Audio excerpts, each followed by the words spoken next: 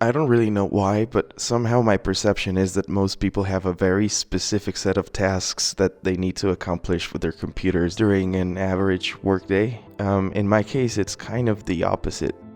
For me, work-related activities include everything from basic word processing to advanced visual effects work, and sometimes these tasks tend to overlap.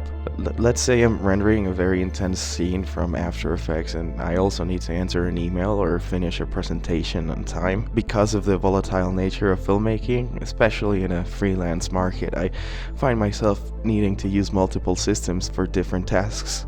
However, I think you'll be a little surprised at exactly what I'm using on a day-to-day basis. So I guess I'll start with the most obvious. My little workhorse machine is a laptop. It's an Acer Nitro, model number, whatever, mouthful of a name. But this little black monolith is packing an 11th Gen i7 processor and an RTX 1650 for a graphics card, which are admittedly not the best parts, and of course it's the small laptop version of these. So I'm sure it's not quite the desktop replacement it claims to be. However, it is by far the best computer I've ever owned, even with the 16 gigs of RAM, which I have not bothered to max out yet.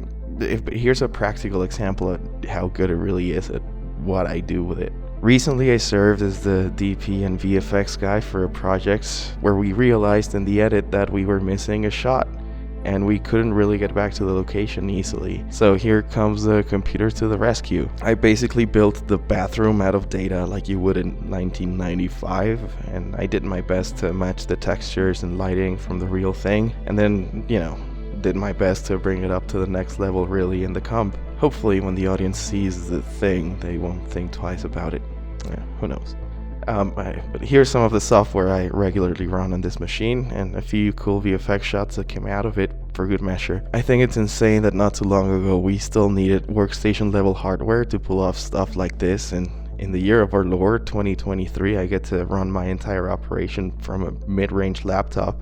If anyone tells you you need like an i9 with two 3090s to pull off amazing shots that expand on your vision as a filmmaker, you can tell them to fuck right off. If you're like me, dropping some serious cash into an OK computer is a significant investment, and sometimes there are some less power-consuming tasks that still need to happen in time. Bidding for a gig, answering an email, finishing a script. This Acer Aspire 1 with a Celeron processor and 2 measly gigs of RAM and an 80 gig SSD with Lubuntu in it does all of that perfectly. So basically, this one writes. Now for the MacBook. Believe it or not, if I could daily drive this computer and do everything here, I would. It's a 2011 model, sporting a Core 2 Duo processor and 4 gigabytes of RAM. I think the hardware is pretty much what it had from the factory, except I have mine running on good old Ubuntu.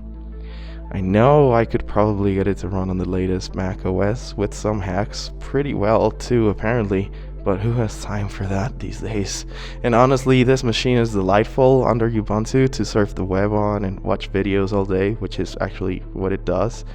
And the screen is nice, the speakers are pretty okay, it still hooks up to everything, and it plays SNES ROMs perfectly. Also, the irony is not lost on me that I game on my old Mac with Linux. Now, admittedly, all things considered, I have it pretty good right now, but the reality is that the level of luxury when it comes to the kind of gear we have available is astonishing these days. The kind of tricks that we can do on the most frugal gear today used to be pure Hollywood magic not too long ago, so, go ahead and make something great. Oh, and yeah, subscribe and all that, I guess.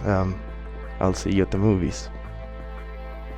Because you move at the speed of thought. That's why I want to show you all this technology, is because it allows you to move at the speed of thought. So before you've even figured out what it is you want to do, you've already done it.